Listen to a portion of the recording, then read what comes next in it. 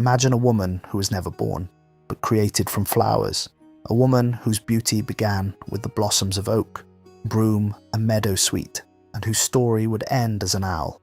How could such a person exist? Why was she created?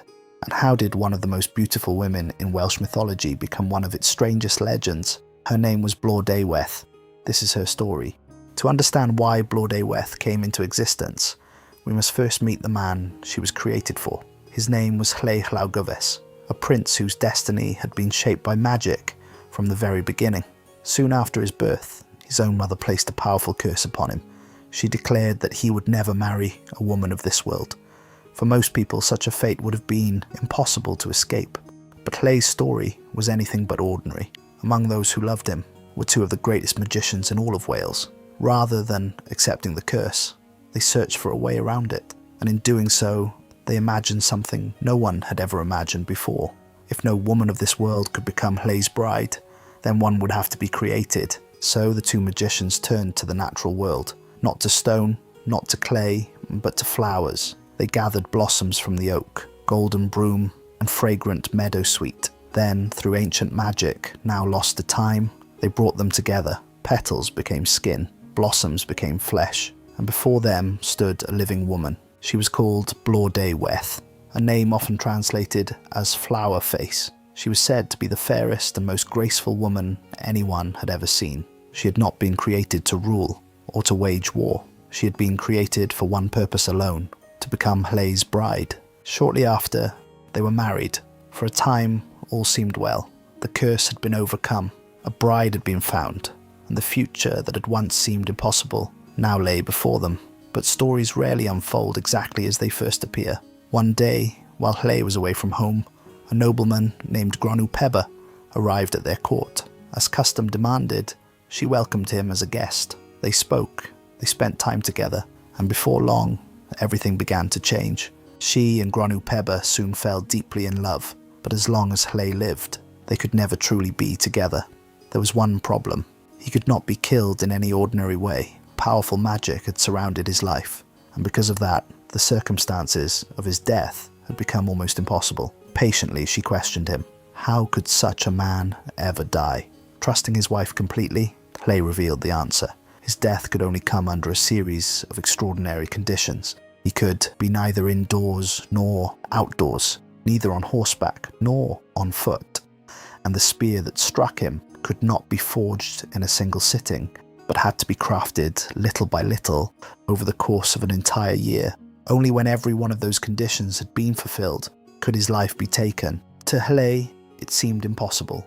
No one could ever arrange such a thing, but to her and Gronw Pebr, it was a plan. From that day forward, Gronw Pebr began preparing the spear exactly as Lleu had described, not in a single day, but little by little over the course of an entire year. Only when everything was finally ready did she ask Lleu to demonstrate exactly how those impossible conditions could be fulfilled. Trusting her completely, he agreed. The day finally came.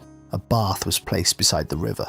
A goat was led to stand beside it. Lleu rested one foot upon the goat and the other upon the edge of the bath. He stood beneath a roof, yet out in the open, neither indoors nor outdoors, neither on horseback nor on foot. One by one, every impossible condition had been fulfilled. Believing he was simply demonstrating the strange circumstances of his own death, Lleu stood without fear. Then Gronw Pebr stepped forward. The spear had waited a year for this moment. He hurled it with all his strength. The weapon struck Lleu, but instead of collapsing to the ground, he was transformed. Before their eyes, he became a great eagle. With a mighty beat of his wings, he rose into the sky and disappeared beyond the horizon.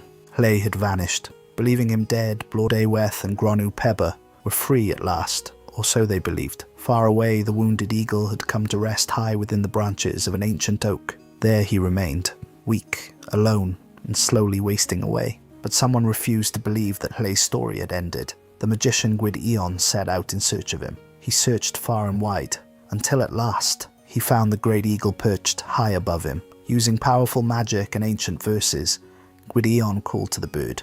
The eagle descended, and before him stood Lleu once more. With his strength restored, Lleu returned. Gronw knew there was no escaping what was to come. He begged for mercy. He He asked only for the same chance that Lleu himself had been given. A great stone was placed between them. If the spear could pass through it, then his fate would be deserved. Lleu agreed. He raised the very spear that had once been used against him. Then he threw it. The weapon pierced the stone and continued straight through Gronw. The betrayal had been answered. Only Blodeuwedd remained. For her part in the plot, she was not put to death. Instead, she was transformed into an owl. From that day forward, she would belong to the night. The other birds would forever recognize her as different, driving her away whenever they found her. The woman who had begun life among flowers would spend the rest of her days beneath the moonlight. Blodeuwedd remains one of the most fascinating figures in Welsh mythology. Was she a villain who betrayed the man who loved her, or was she a woman created for someone else's purpose, who longed to choose her own life? The old stories never give us a simple answer. A woman created from flowers, a woman transformed into an owl, and a story that still invites us to wonder where duty ends and freedom begins. If you enjoyed this journey into Welsh mythology, I'd love to have you join me for the next one. There are many more forgotten legends still waiting to be explored, so if you'd like to discover them together, consider subscribing. Thank you so much for watching, and I'll see you in the next one.